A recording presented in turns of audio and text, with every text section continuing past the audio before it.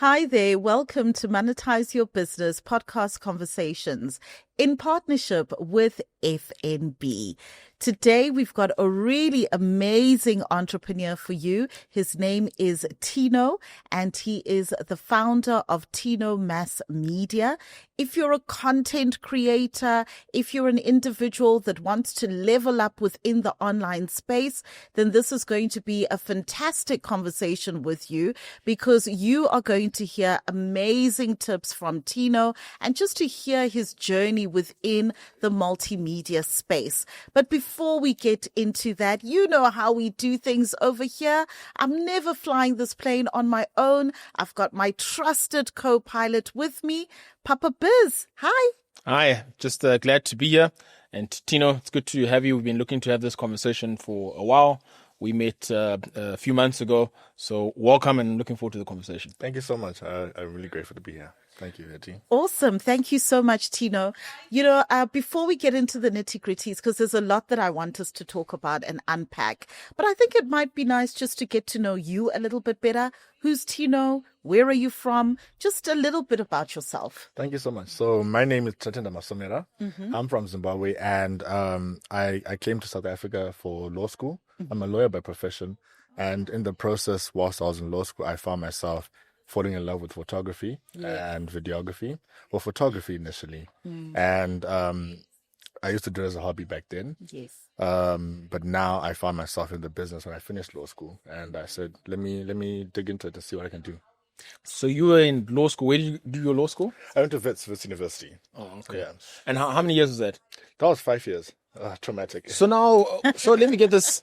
Let me understand. So you study law. Yeah. That's the things that I can remember from my friends who used to study law. That's criminal law, labor law, law of things. You see, I know some things. So now when you did all of that, you finished, and then photography. You know, it's an interesting journey. I think I thank God for it more than anything. And the reason why I actually chose photography was growing up, we are not taught that there are other avenues that we can embark on outside of the traditional norms, the lawyer, doctor, engineer. And I was blessed to grow up in England, and then I moved back to Zim with my parents. And my parents were entrepreneurs. So, okay. They were molding me to go towards what they wanted to do, which was construction. Okay. I was always good at drawing and being creative. Okay. And then when I look back now, I realized that journey was kind of molding me towards finding myself being more independent towards my creative side. Okay. So when I finished law school, I said, what can I do? I applied for one job and it didn't go through. Okay. So my dad was like, hey, come home. Let's do something here. And I said, I'm not really comfortable with that. I saw opportunities here. And I decided, let me push my hobby, which was photography. And I found myself meeting amazing people in the industry and just growing the business. So it's been step by step, just figuring it out and trying to understand what it is. And that's entrepreneurship, right? Yes. Yeah. So I'm blessed. Wow, that is so amazing, because it is such a far cry from what you actually studied. Have you found that going through the formal education route has actually helped you in your photography and videography work? 100%. Law school teaches you business in a way. When you finish law school, you can go into any industry. Okay. Mining, you can go into finance, you can go into the medical field. You can be a lawyer anywhere. I chose to be a media entrepreneur. So, yeah, I agree. And what are the type of clients that you work with? Who are the type of people that would need Tino? Corporates. I chose my niche. I focus on more corporate business and individuals like yourself. I create content that, my clients say that it's very clean and it's targeted at individuals. So I like creating relationships with people. Okay. So I'll use you as an example. If I meet you, I want to know who you are. What do you like? What's your brand? And from there, I can help you build that brand on a visual perspective. Okay. Yeah. Now, I want to check what I found interesting. I mean, we engaged some months back at an event that we attended. And what I find is that there's been a lot of creatives in the space of photography and videography, and some I would find young individuals, they lack a lot of professionalism. they lack a lot of business insight and things like that, and then they'd lose work and lose jobs. I mean, there's quite a number that have lost us as clients over the years where they just couldn't meet up to the standard. Yeah. How did you go about separating yourself in the industry? Because there's not a lot that have corporate clients and things like that. So talk to me about that. I think it goes back to Eti's question, and it's the language. I learned this in law school, most of it. And I also learned from my dad as well. He really shaped me a lot on how to engage with people. You have to have a lot of charisma around it, and you also have to understand your clients, understand your corporates as well, speak their language. So when I look at the corporate areas that I've worked around and I've worked in, I think you have to have a lot of discipline. And that's something that people aren't taught naturally. In the home environment, I'd like to believe, and most of these things you learn them in the institutions that are created for that. Okay. So I am grateful for law school. The deadlines, they force you to show up in a way. So in that sense, I show up for my clients as well. It's something that I just took on and I carried it forward. And I've met people who know how to deliver on time, but it's different for every person. And I would say law school has played a big part in that. Yeah. Look, some of them I could see. I mean, I can tell you that the individuals, they were good with their work. I could see they could deliver on time. And I could also see that sometimes, I don't know, maybe it was just weed that was keeping them from being on time. But so talk to me about how, like your first year, when you started off, talk to me about how that happened. Extremely difficult. My path has been guided by God. I'm so grateful for that, because things that I did not know, you learn the hard way. I failed a lot. A lot of failures come on this journey. I'm grateful for the failure because it kind of taught me. Sometimes I lost clients, not because of incapability, but we just didn't match. And you learn that throughout as you go, that energy is a very important thing. 100%. How you show up is also very important. And just holding yourself accountable. Sometimes it might not be your fault, it might be your team's fault. I've built a team around it, and I'm so grateful for my team. But I have to hold myself accountable for their actions because it's my business. Yes. So just that has been a mind-blowing experience for me. So that first year for me was a lot of failure. And it's only been 3 years. Oh, wow. Look at that. Really? Yeah, it's only been 3 years. But I'm grateful to bump into people who refer me. I'm grateful to find myself in environments like where we met, where I meet people who are intrigued by what I do and who want to move on this journey with me. So as I go, I realize that my gift, and I regard it as a gift because I'm self-taught. Okay. I never went to film school, and all of these things I figure out as I go. Okay. So on the job, I'm like, okay, fine, what's going on? There's no lighting. What do I do? And you will mess up a lot of times along the journey, but as you go, I think if you have a helping hand, which is God, and you walk with that person, and you meet the right people as well, and you bump to the right people, I think you'll be on the right path. Now, you said this isn't something that you went into and studied for and so on. Like I found myself where it's interesting, you can be a business owner, and before you have a budget for external service providers, you've got to shoot content and post things. And I'm from a mathematical background. So myself, I don't have an eye for what the photographers and videographers and different people are able to see. How did you go about honing those skills or feeling confident that I want this to be captured, I want this to be portrayed in this certain way?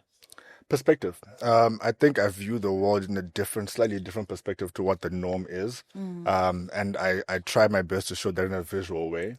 Very few times do you have the ability to express yourself the way you want to. Some people express themselves through music. Okay. Some people express themselves through writing. I just have I'm a visual creator. I regard myself as a visual creator. Beyond just the limitations of what videography as a skill and an industry are. Okay. So it's natural. I've come to understand. In the beginning, I used to deny myself so much. I ran away from it. Trust me, I ran away so many times. And I was trying my best to please the people around me by going to law school, becoming a lawyer, and fitting into what society regarded as respectful.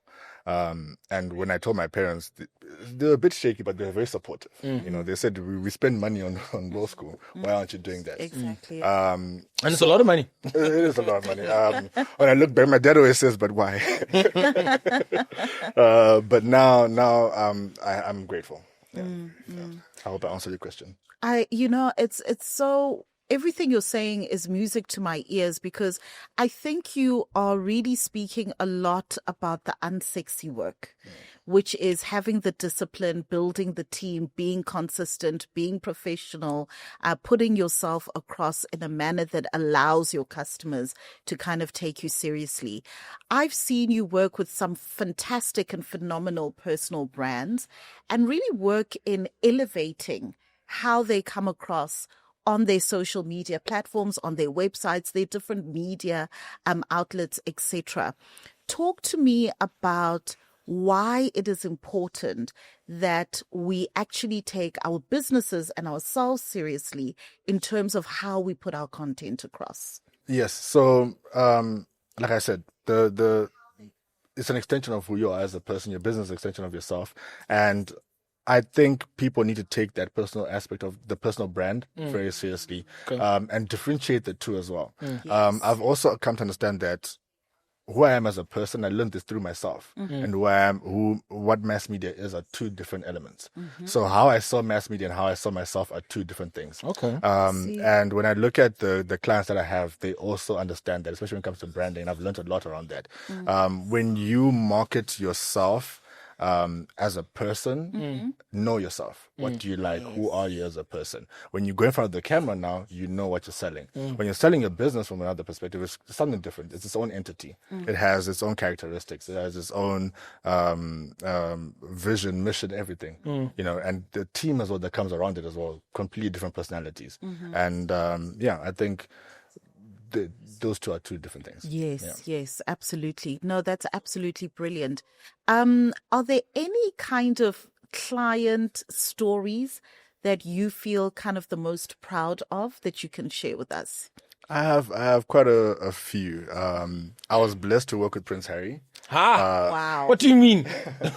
Huge. Yeah, when they were visiting and they're doing the work, they asked me to do the content for them, and I was so grateful. It was a lot of work. I had to deliver in 3 days a package that was just out of this world, but it allowed me to understand what it is to show up in different aspects, because most of the time it gets to your head when you assume that just because I've worked with these people and these people, I am the best. But you're not. I think you still have to show up every single day, nurture your skill. These things will come through. Opportunities like this where I speak and sit down with you amazing people, they will always come through. But I've been so grateful to stay rooted in humility, understand that there's more growth, there's more to come, there's more you can become. Another thing is my failure. When I started, I remember my journey has been self-funded. Okay. So I've had to wake up. I started off by renting equipment. I didn't have enough capital. And the goal in the beginning was to build capital. And any business requires capital. I regard myself more as a businessman than I am anything else. So any chance I get to make money, I take it. Okay.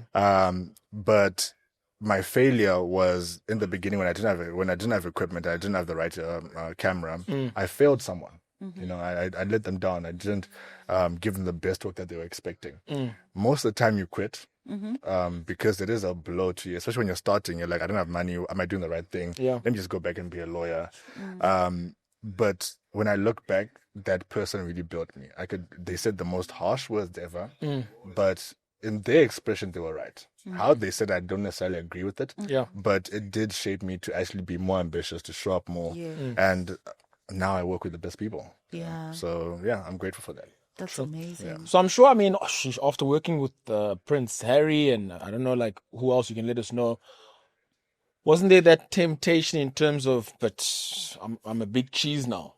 And I'll explain where that comes from. We'd see in our previous life where there were some designers, clothing designers, let's say they got to work with, I don't know, whether it's Beyonce, or they got to work with some of the big international artists, and they afterwards, the way that their persona now is that, hey, I'm Big Cheese, but the market didn't take it like that, because okay, you've done this thing once off, but that's just one portion that's happened here, and you still need to have that humility to continue with your audience and community to continuously deliver. So that's why I'm asking with you, did you not feel that, okay, now I'm Big Cheese, and if you did, how long did it take you to get back to reality? I mean, it comes, it comes through. I think the feeling does come through, and especially when people applaud you. But I think I'm guided by the ultimate goal that I want to reach. I want to create something that hasn't been created yet. I don't have the full picture yet, but it reminds you consistently that, okay, for 5 minutes or for 30 minutes or however long it takes you to be in your ego, you step out of it eventually and say, you know what, I can't show up to the other people like that, because how often will I bump into Prince Harry again? On a day-to-day basis, I don't bump into these people. So it doesn't mean that I must treat the other people who I do see frequently any differently. It's hard to do. It's hard to do. And I think that journey has just been something where I've been beaten up by life enough to know that you have to stay humble. I've had some negative experiences that force you to remain humble in certain situations, and that reminder, I'm grateful. I think I've come to understand that God kind of beats you down before he lifts you up. He really tears you down to the core. So by the time your blessings actually come through, the person you are is able to handle those things, So even when you find yourselves in spaces where you're bumping into Beyonce, you're bumping into Jay-Z, and you're working with them directly, you remember that they're also human beings, and you're also a human being, and there's more to life, and there really is more to life. When this journey is done, life is long. When this journey is done, you still need the people. I still need you. I need to come see you and like, hey, give me advice. Papa, give me advice. How do I go through this? But if I treat you differently, will you give me advice? No, you just watch me go down. So yeah, a ship is built with multiple people, the captain, everyone, and And you also mentioned that you've got a team now. Tell me about the team. What does that entail? So my business is, I'm treating it as a business. Most people when they enter the creative industry, they view it as just creativity and it's a one-man show and but when you are trying to build a business and you want to reach the points of companies like Prime Media, they're huge companies. They're not individual people. Maybe the CEO might understand the business fully, but it's different aspects that make that company. So my team has we have 6 editors in total. Wow. The work is overwhelming, but I've had to kind of step out of my shoe to also grow myself as a person. If I handle everything, I can't grow. I can't approach more people. And only recently I learned that a company isn't one person. You can't be the marketer, the seller, and everything. You have to find aspects of yourself and other people can then take on that responsibility. And letting go is hard because you put your life into something. Yes. And now you have to let go of responsibility. But the moment I let go of responsibility is the moment that I actually saw proper growth. It's not easy. It's difficult. Yeah. To manage people, to manage people's emotions, to manage people's personal lives as well. You have to take a lot of accountability, but I'm grateful for the team that I have, and yeah, we're growing. It's slow, but we're growing. Have you had to let people go? Yes. It's hard. Wasn't that tough, eh? It is tough. It's a difficult thing, and you build a relationship with this person, and they let you down, and you're saying, I'm not letting you down. I'm showing up for you. But letting go of people, individuals in your team is sometimes important. When you on a certain path and people don't align with you anymore, you have to know how to let go. It's not easy. It's difficult. Sometimes I always find myself even going back to the people and say, please help me because the work is a bit overwhelming here and there. But it's important. Yeah, no, I asked because, previous companies that we've worked with and let them go, it was always interesting how, what's the word? I could see the creative in the person, but I couldn't see the business person in them. And because there was no business person in them, when they kept dropping us by not having enough editors or not delivering on time or delivering untidy work, I could see, but there's a lack of thinking with this individual. And when we let them go, sometimes we still check in on them. I could see they haven't grown. They're still at the same place, as because their thinking is still at the same place. But these things are taught. I have siblings, and I'm not teaching them how to be business people. It's one thing to navigate and say, I was talking to my sister, she was like, I want to be a pediatrician. I was like, if I boss you in, go. So it's one thing to do the work, but it's another thing to do the business of the work. Okay. And to grow yourself as an entrepreneur is not an easy thing. Not everyone has the skill. Not everyone has the talent for it. And I've learned that. I see it with the people that I work with. I'm like, you're good, but you only reach a certain cap. Not because you're incapable, but you just do not handle business. Yeah. You can't take things personally in business. If you drop me, I can't cry about it. You have your reasons, and you're justifying your reasons. But at the same time, the same goes when you take me on. You have your reasons. You see something. So it's best of both worlds. Yeah, it's a hard one, but it is what it is. Okay. Yeah. Yeah, it's so interesting because, when you come from a creative background, I think one of the biggest challenges is the challenge of actually building a business. We often go into business because of the passion and the love we have for what we do, but it's actually our business acumen that's going to keep the business flowing. When if you were to look into a looking glass to see the future of Tino Mass Media, what do you see? Global. Okay. I love that. Mass media I call it mass media Africa. I don't see it as a South Africa specific. I see it more as a continental. The African story has to be told. Yes. And we're growing. As a continent, we have music, we have talent, we have creators and all these things, and we have to tell our story. I see us more as a global entity. I don't know when it will happen. I haven't been shown that by God yet. But when I started, I didn't think I'd be here. Okay. So clearly there's more that's coming, and I'm grateful for that. That's amazing. Tell me, if you were to give advice to an entrepreneur, maybe they're starting out, they definitely want to leverage the online space, they want to take themselves seriously as a business, what kind of nuggets would you give to them?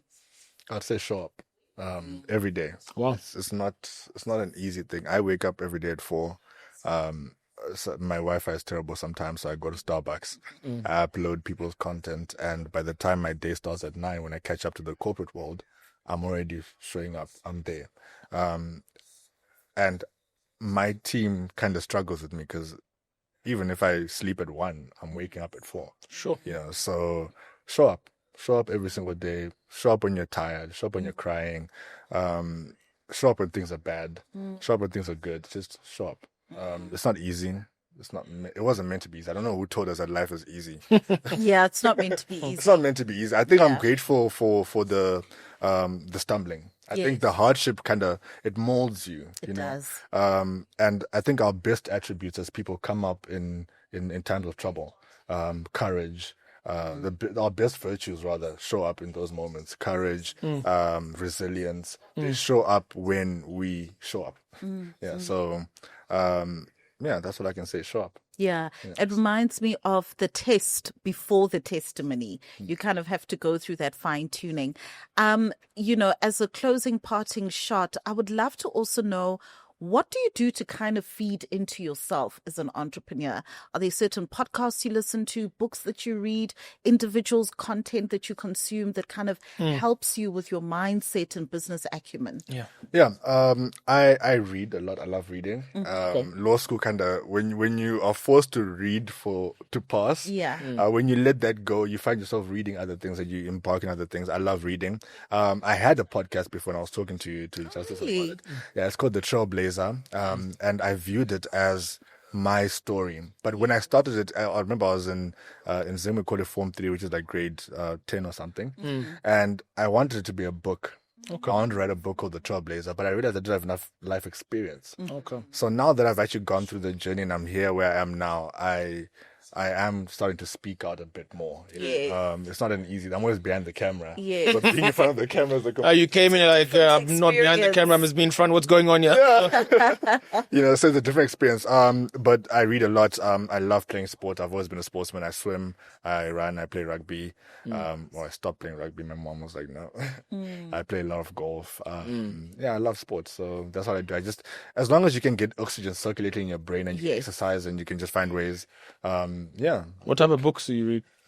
Self-help, but I've shifted. So, as you go, you realize that self-help helps, and then it reaches a point where you're like, wait, but is it really helpful anymore? But I love learning about other people's stories. Okay. I want to know how that person did it. I want to know what your journey was. For some reason, when you're growing up, they don't show you the journey. They just show you the end goal, end outcome.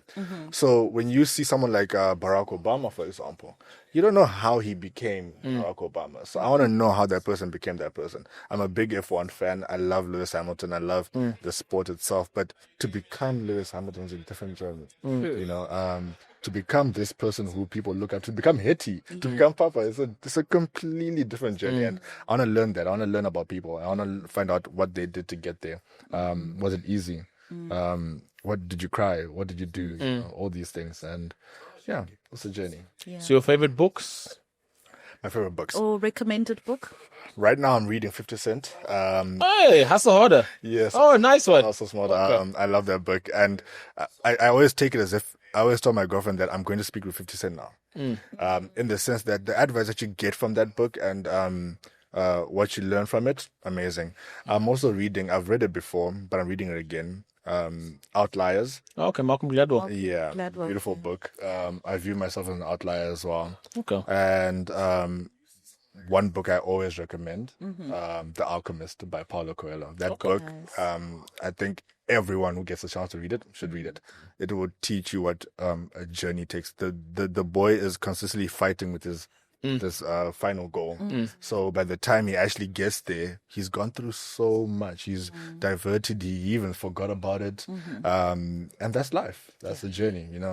Sometimes the goal is there, the treasure's there, but in between, you have to play the game. Exactly. Oh, very good. It's actually interesting because I tell as many people that can listen that the best book I read actually last year was 50 Cent's book. Yeah, that's a great book. Currently, I'm reading about 2 books a month now that I'm trying to follow through because he spoke about that. But his book, when I read that last year, that was the most powerful book I've read. But it also teaches you perspective again. If you look at 50 Cent's journey and he differentiates between 50 Cent and Curtis Jackson. 100%. Yeah. And he says those are 2 different people. 2 different people. And when he shows up, and I've learned that I'm a multifaceted person. Yes. So there are different versions of Tino Tender. There's Tino Master JPG, there's mass media. There are different elements of who I am as a person. And he taught me that. But in the same breath also, I've learned that you need to believe in yourself. Yes. No one else is coming to save you. I used to think that someone's going to come and just like boom, glory. But no one's coming to save you. You need to believe in yourself. You need to show up. And that book teaches you that. Yeah. Good. Yeah, absolutely. It's such a big lesson. I mean, I also had to learn the difference between Hetty and Hetty the entrepreneur. We work for Hetty the entrepreneur, but Hetty the person can have so many different facets of themselves, including friend, wife, mother, all of those different elements. And I guess it helps us in just developing that business mindset as well. Yeah. Yes. And showing up as a different element of yourself it's hard, eh? Yeah. I mean, I'm always looking at my perspective and I say I have it hard. But then I look at the people like, how are you still a mom? Why are you still doing this? How are you doing that? Juggling it how are you juggling it all and how do you show up? But when you see how people show up and when you learn how people show up, you're like, okay, God is good. Yes. All the time. Yeah, it's very encouraging. Yeah. Gosh, I've been so inspired by this conversation. Let me throw the ball back to your court, Papa Biz. What have been your takeaways from today's conversation with Tino? Yeah, I think one thing that's come out again, even from our first discussion, you come from an environment where what we've experienced as the client, a lot of unprofessionalism, lateness, and just people not taking themselves seriously when they've got a client. And I remember just talking with you and the type of clients that you've already gotten just in such a short frame of time, and just hearing from you again, it just reminded me about the importance of developing that business mindset and that entrepreneurial mindset. Of course, to be able to understand that nobody owes you anything, and just to be able to understand that, I need to go out and get it, and I also need to feed my mind, regardless of what industry one finds himself in. Is if you're not growing your entrepreneurial mind, that's why I love the type of books that you spoke about and reading, because those are the books that I've always read and I always recommend to people as well, is that when you develop that entrepreneurial mindset, you then start to elevate yourself above the crowd. And once you elevate yourself above the crowd, opportunity comes knocking on your door. People talk about how that some people are just luckier than others. Then you get to learn to understand that luck is when hard work meets opportunity. And that's part of the hard work is developing that entrepreneurial mind so that you can actually get luckier and luckier. So that's something that I picked up from this year. No, thank you. I think, just to add on that, I don't think it's just limited to the entrepreneurial mind, but I think it's just working on yourself as a person. Yeah. You have to get over your traumas. You have to get over the things that messed you up when you're growing up. You have to get over a lot before you can trust yourself to handle other people's Absolutely. brands. So when I show up, I'm taking you seriously. The other lady was like, we can joke around because I'm a very funny person. I like to joke, but when I see you, I'm seeing you as who you are. You're trying to market yourself. You're trying to tell your story, and I can help you tell your story. So hopefully, by the time we finish our journey, we've both kind of grown together in a way. Nice. That's our path, we're just kind of moving together. So I do agree with you, but at the same time, I think it's just personal development is very important. Yeah. Grow yourself, grow your business, and you succeed. And like you said, also luck. There's nothing called luck. There we go. Yeah. The harder you work, the luckier you become, I guess. There we go. Yeah, So, absolutely. You manufacture your luck. yeah, you manufacture your luck. Yeah. And it I comes love to you. that. Yes. 100% it comes Yes, 100%. Tino, if somebody wants to get in contact with you, maybe they just love you as an entrepreneur, your personality, or perhaps they might want to seek out services from you, how do they go about doing that? Check out the Mass Media page, Mass Media Africa on Instagram. We're everywhere. My personal page is tinomas.jpg. Touches on the photography aspect. Yeah, I like that. Yeah, just drop me a message and I'll respond. Wonderful. I think for me, my biggest takeaway has definitely been that personal development piece. And also just the fact that you are intentional about being holistic. So, moving your body, playing sport, exercising your mind by reading books, listening to podcasts. It speaks a lot about being well-rounded as an entrepreneur.